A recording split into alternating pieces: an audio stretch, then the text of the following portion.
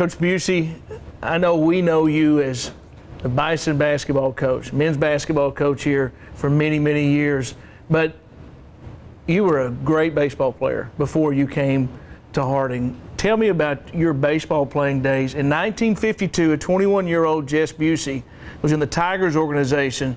You had 139 hits in 120 games, 20 doubles, and you hit 305.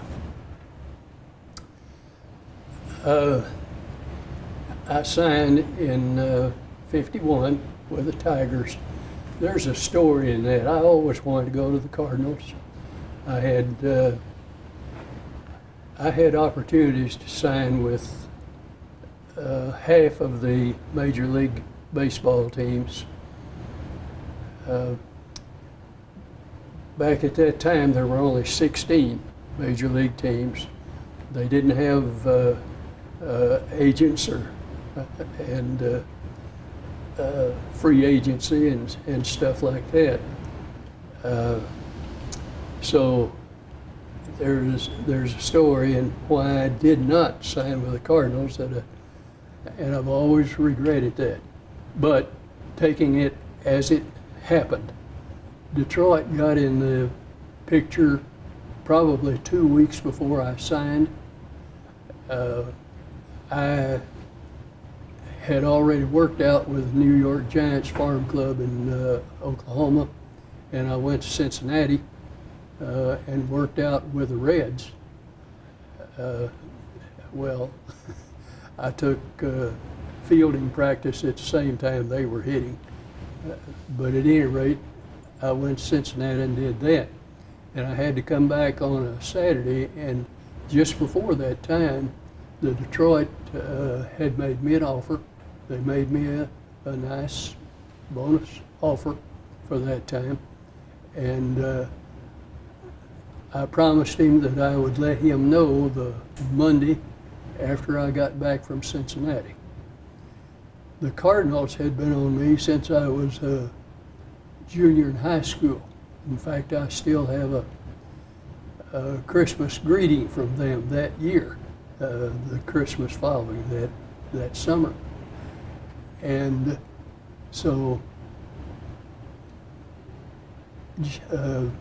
Buddy Lewis, the Cardinal scout, had asked me that summer that I signed out of ASU, ASC at that time, if I was going to sign that summer. I told him no, I didn't have any plans to do that.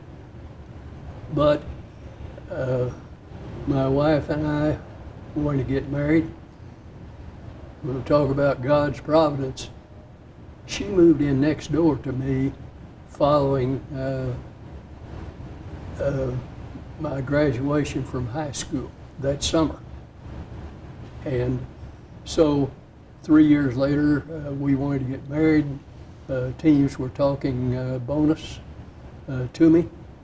And so anyway, I hadn't told Buddy Lewis that I was going to Cincinnati or if I was planning to sign.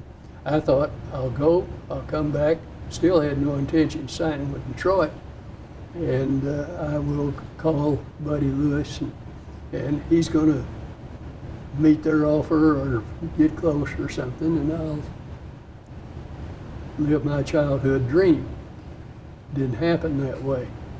I got back from Cincinnati, and I tried to call Buddy Lewis, and he was between camps, couldn't locate him.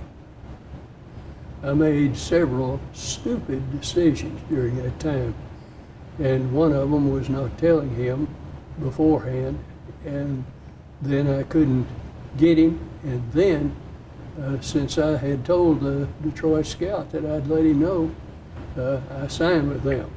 So that's the way I got to Wausau, Wisconsin. I finished that first season there, and then the season that you're talking about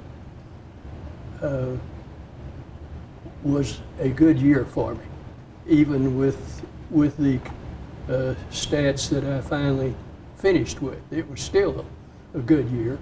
And the following spring, I got a contract from the Little Rock Travelers, And since they played in the daytime, I could see the ball. And I had a pretty good spring down there. And the manager of the Tigers told me at that time that they expected me to be playing with the Tigers in 2 years. That didn't happen because of the eye problem. But the year you're talking about,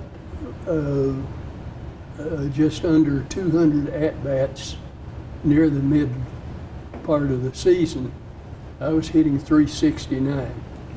And that's when, you know, we played every night, and the lights weren't very good in the minor leagues, and my eyes started bothering me, and I started having trouble picking up the spin on the ball.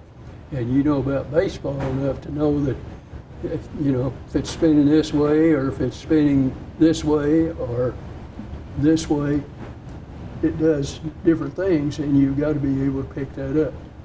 So that eye cost me my career. Of course, I went on, in that particular year, I played in the All-Star game, hit third in the lineup, and everything was still pretty good. But my average kept going down. I saw one clipping that I was hitting 343 at the time they selected the teams, but the 307 was a huge disappointment. So I guess that's most of the story.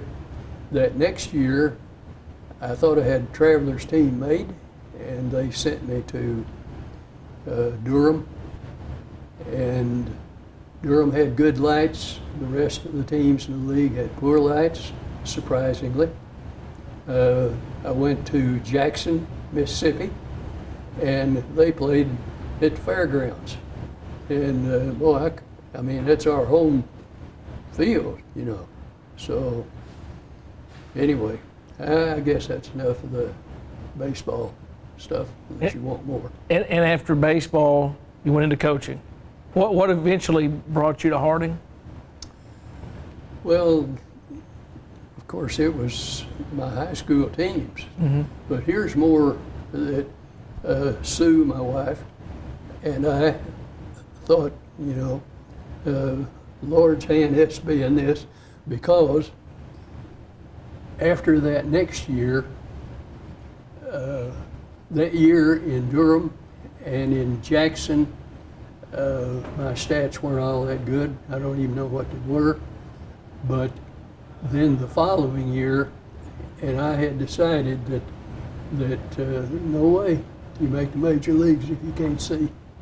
And so I didn't sign my contract that they sent me. Once again, the Travelers had recalled my contract. But we went back. I didn't send the contract back, and the time came for the teams to come back to Mississippi. And, I thought, I loved the game so much that I thought maybe I could switch hit and make this work. So I joined the team. I did not go to spring training, and you know how happy that made them. And so shortly after that, I brought Sue down, finally found a place for her to live, and they were going to send me somewhere else, and I said, this is it. So we drove back to Rector, my hometown, and a guy that was the manager of the independent teams was at the service station when we drove in. He said the coaching job is open. So I coached at Rector High School, and we were pretty good most of the time. And I stayed there 15 years, had some really good players, good teams, good talent. And then after The last 3 of those years, I was superintendent of schools, reluctantly. Didn't want to do that. I wanted to stay in coaching, but I gave up everything except my senior A team.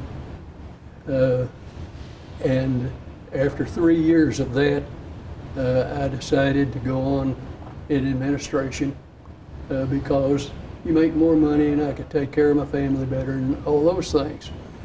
And so about 2 weeks after I told the board of my decision, and the picture was in the paper of me handing the keys to my assistant coach, Harry Horry called me, offered me the job at Harding. So that's the way I got it, at Harding. So you come to Harding, and just talk about what it was like coaching in the AIC. The AIC was really a good league, a dandy league. As a matter of fact, they could have gone NCAA Division II and kept the same teams. That's what they did, you know, when Harding first got in that. So it was a really good league, and since I got a late start in it, the first few years were rocky. We played in here, but it didn't look like that.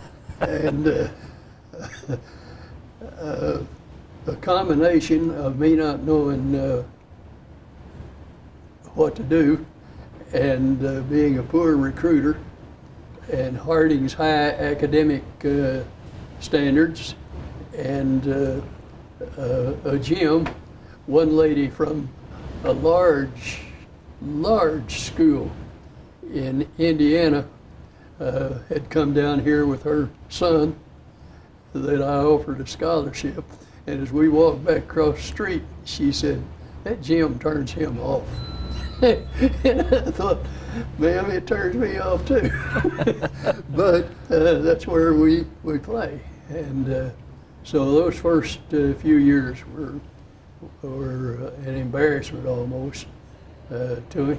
But then when they built the Gaines Center thing, recruiting picked up a little bit then, and we had some better teams.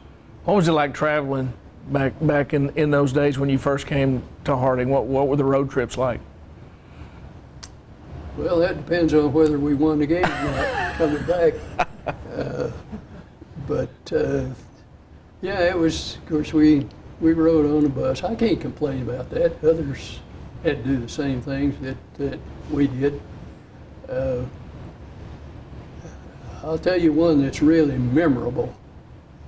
The year that in '87, when we beat UCA when we weren't supposed to,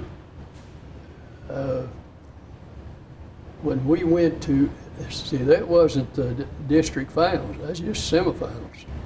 And when we went to Southern Arkansas to play them for the championship, what I didn't know was that they had a caravan of Harding people that went down there, and they were in that gym 2 hours before game time. We had taken up all of Southern Arkansas seating on their side. In fact, their athletic director talked to ours about moving our students, and Harry refused to do that. He said after they've come this far down here, and when we walked in the gym to get dressed, I mean, when the team got there and walked in, we won that game before we ever got to the dressing room because of all of these HU signs that everybody's holding up, and a huge crowd, a loud noise, and all like that. And we won that one, I think, by 14 points at SAU, and they were a good team. What about some other memorable games that really stick out at you, and memorable players as well? Well, if you ask any of the old timers, the most memorable game was the one in '87. Well, we went to the district finals in '84, played Arkansas College, and they beat us because their coach outcoached me that night. We had beaten them twice. The game was at Barton Coliseum, Little Rock. And that night the score was tied at halftime, as I recall, and they went into a delay game at halftime. And they scored and scored again, and they beat us. Because, you know, after you've beaten a team a couple of times, you ought to be able to do it again. But we couldn't. Then in '87, that was when Scottie Pippen was a senior at UCA, and boy, they had a good team. We had a young team. 4 of our top 8 players were freshmen, although they were good freshmen. Rolando Garcia was our center. Corey Camper is the guy that hit the shot that won the game. Really fine player.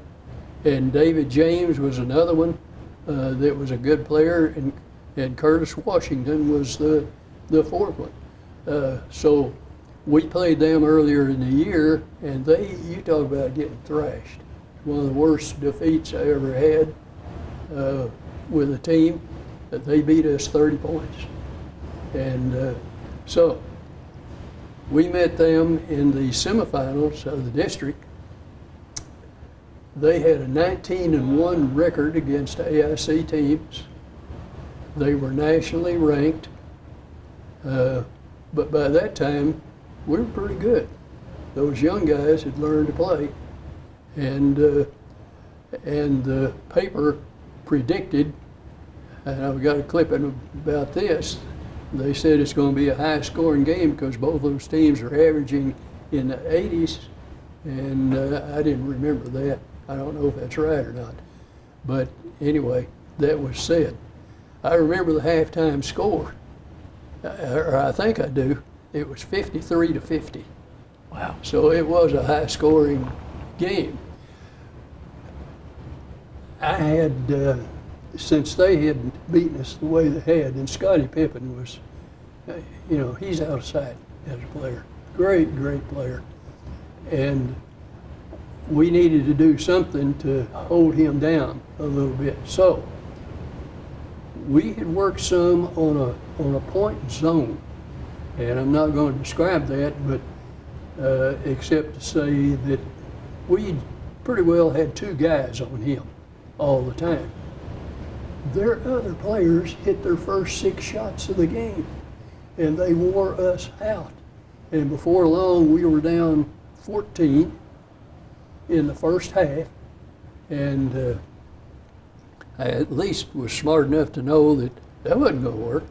So we quit doing that, and we went back to our regular thing. And when we did that, Scottie Pippen opened up, and he had his thing, but we shut down those other guys. And we had got within, I believe that score's right, 53-50. I think we were the 50. But we were back in the ball game, thanks to Tim Small, little guy. He was on fire. I think he hit 7 out of 9 3-point shots in the first half. They cooled him off in the second half, all right. But our other guys went to work, and we took the lead shortly after the half and held it the rest of the way until there was something like a minute and a half to go, something like that. And Scottie Pippen hit another basket that gave them the lead. So from there on, boy, it was up and down till Corey Camper hit one. They had gone ahead of us, and there were just seconds to go, and Corey hit a jump shot from 3-point range that gave us the lead, and we won the game. That was a memorable game. boy, it was something else. And then you want me to go on to in '90. That was my last year. I'd already announced it. It was going to be. And by that time, by the way, we thought we were really going to be on our way, but we lost Rolando Garcia. He tore up a knee that next year, and so we lost him. Well, he got a red shirt, so he graduated a year after his other freshman buddies, and but he got back to full strength then, or close to it, in '90, and we went to Southern Arkansas to play in the semifinals. Tech and Southern Arkansas they were tied for first place in the AIC, and we beat Tech in our last home game here and knocked them out of being co-champs. And then we beat UA Monticello the first round of the district tournament. I remember that. It was 100 and something to 90 something maybe. We scored a lot of points. We had a good offensive team. And so we went to Southern Arkansas to play, and they had won the league championship, and we beat them on their floor. And that was a chore because they were 15-0 that year at home. And we thought, well, here's a repeat of '87. We're going to the championship game, and we played UCA again, but that time they were better than we were, and they won it. So those are memorable games, but the crowds that we had, especially at crunch time, was amazing. So those are real good memories. One last thing, what was the best team? Can you put your finger on a team that you felt like was the best team you coached here at Harding? Well, I think the best team that I coached at the time we played in that game in Conway, that I would say was probably the best team we had. I hate to compare teams or players, but we had some good players, and I have to mention Butch Gardner. Sure. Butch Gardner was a 3-time All-American. He was All-Conference as a freshman, and three times All-American. Great player. He is certainly among the top 3 or 4 athletes, I think, that's ever been here. And as an athlete, he could play anything. And then Stan Eckwood was also a tremendous player. I think something like a dozen times he scored 30 or more points. And I have such warm feelings toward both of them. But Stan Eckwood, when he came here, he didn't have any offers. And he averaged 2 points a game as a freshman. He averaged 10 points a game as a sophomore. That was Butch's last year. And he averaged 18 points a game and led the conference in scoring as a junior. And he averaged 26 points a game as a senior. So if your math's pretty good, he was increasing his scoring output by 8 points each year. And he was drafted by the Portland Trailblazers, And he led, I think, he led their free agents and rookies in their summer league team that played out in California. But unfortunately for Stan, they had won the national championship or the NBA championship the year before, and it was a guard-oriented team, and they had all those guys back, so there wasn't any room. The general manager of one of the other NBA teams told me later, after Stan was in the last cut, and he told me that if they had cut him sooner, that they would have picked him up. But it was so close, it was time for the season to start when that happened. But those two guys were really good. Kenny Collins was an All-American for us. And we had a slew of guys that led the AIC in scoring. Butch did that 3 times, I think. Stan a couple of times. Corey Camper did. Kenny Collins did. And I'm missing somebody.